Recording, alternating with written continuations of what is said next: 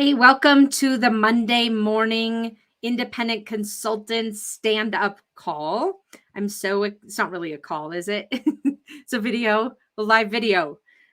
Our focus today is I want to make sure that you spend just a little bit of time this Monday morning thinking about the bigger picture in your business and thinking about driving your business forward and getting out of the weeds of your client delivery. So that is why we're here today. And I want to share with you something I've been working on for the podcast, actually. So it's a little bit of a preview, but it's the 5 ways that I most commonly see independent consultants like you under earning.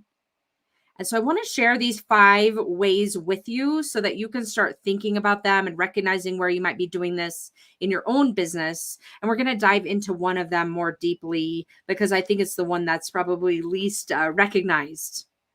So, the first to start off with the 5 ways that you could be under earning in your consulting practice are number one, you're undercharging. This is very common. People undercharge feeling like, well, I don't want to lose this business. So I'm going to just accept whatever it is that they're offering, whatever that client is offering, or whatever the recruiter is offering, or the marketplace is offering. So undercharging is a very common way that ultimately you're under earning, right? It's a compounding effect too. When you accept $85 as a bill rate, when you really should be making $200 or $300 as a bill rate, if you were even charging hourly, which I don't recommend, but that's the easiest way to look at it. That compounds over time. It's harder to get from 85 to 300 when you keep accepting 85 and you're like inching your way up to 300. The second way that I see independent consultants under earning is by not charging at all. I see this in several different ways, but a couple of examples would be you're not charging for, hey Lynn, good to see you. Not charging for work at all, where you're doing scoping work, for example, and you just aren't charging for it. Feels like, well, this is business development. I shouldn't charge for it, when in fact you could be charging for it as a phase one. Really common scenario. Another common scenario that I see is when you start getting closer to the client's budget and potentially exceeding the budget, and you start questioning, well, I should have told them about this sooner, or I should have not gone over the budget. I should have been more careful along the way. I'm just going to eat the cost of this. That's also an area where you're not charging at all, and you should be. So those are some examples of number 2, which is not charging creates under earning. Number 3, dismissing low hanging fruit. I'm going to come back to this one in a minute in more detail. This one is one that might not necessarily jump off the page at you as a cause for under earning, and that's why I want to bring it to your attention.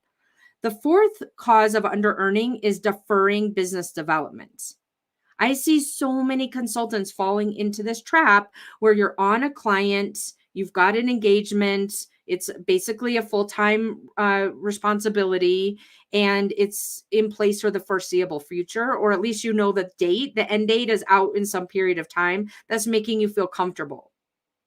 And so rather than working on business development consistently, you take a break and you dive into the client and you think I have plenty of time. I don't need to work on business development. And it always bites you in the ass. It bites you in the ass because you either have some gap in revenue, or your client ends early unexpectedly and you have a gap in revenue, or you just haven't built up a pipeline and to see a bigger picture for you and your business, where you could be working on multiple concurrent projects, potentially having subcontractors working under you and generating revenue in that way. You don't even look at the possibility of that because you're thinking like it's just not something I need to be worried about right now. So that's a fourth cause of under earning. And the fifth cause of under earning is doing a lot of things and being very busy, but not actually seeing results from it. So I'll give you a better example here, which would be like you're really busy. You might be really busy doing a lot of like reach outs or even cold calls or whatever your business development process starts with. And, I was talking to someone the other day who told me he was in this place. It's like, I'm doing a lot of work, Melissa, but I'm not actually landing clients. Well, being busy is not the same as as doing work that ultimately leads to earning money, right? And so falling into that trap, which is so common for independent consultants, we're all busy, right? I mean, it's like, I'm just going to go do these things and kind of check off the boxes that I quote unquote did some business development. But ultimately, if you're not really spending the time to figure out what is the business development process that aligns to you, what you'll actually do, and to your ideal client in the way that they want to be engaged and ultimately to hire you, then it's just you spinning your wheels and checking a lot of boxes, but not actually earning the money that you could be. And so that's another, it's kind of like a, creating this false sense of security, right? So that's a fifth way that you could be under earning. So now let's go back to this. I want to share with you an example or a story about this low hanging fruit. It was number 3 in our list. The low hanging fruit, dismissing this low hanging fruit that creates an under earning situation for you. I'll give you an example. So I have a client, and this is one of many examples, but I'll give you this example that's at top of mind. So this client had landed a new client. We've always got lots of clients in these videos. So my client had landed a client, and that client hired her to do it's a couple of years worth of work. So a fairly substantial engagement over the course of a couple of years. And it has like a couple of different components to it. It's a really interesting contract that she, co-created with this particular end company and was really excited to deliver.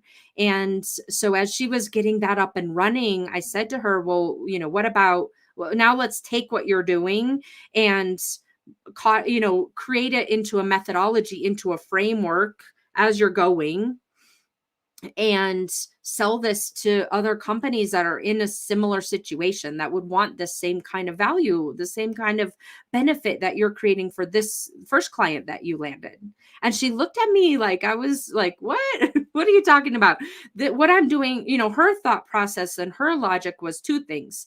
Number 1, she hadn't fully delivered this engagement to the client. And so therefore she shouldn't yet be qualified to sell it to someone else. Her thought process was, well, I should go through this whole thing end to end, which could be several years before I'm ready to sell it to someone else. That was her first thought process that was sending her in the direction of under earning. And the second thought process that she had that was sending her in the direction of under earning was, this is just bespoke. This is specific work for this particular client. It doesn't really apply to anyone else. Those 2 trains of thought would have led her down a path of potentially missing out on $500,000 in or more in billing, in project work for other clients. And so what we did was we recognized this as low hanging fruit that she could really I want to use the word painstaking, although that sounds kind of brutal. It's not really brutal, just in a detailed fashion, let's say, keep track of how she was crafting and creating this program for the first client in a way that then could be repeated for the 80/20, whatever, repeated for the most part for additional clients.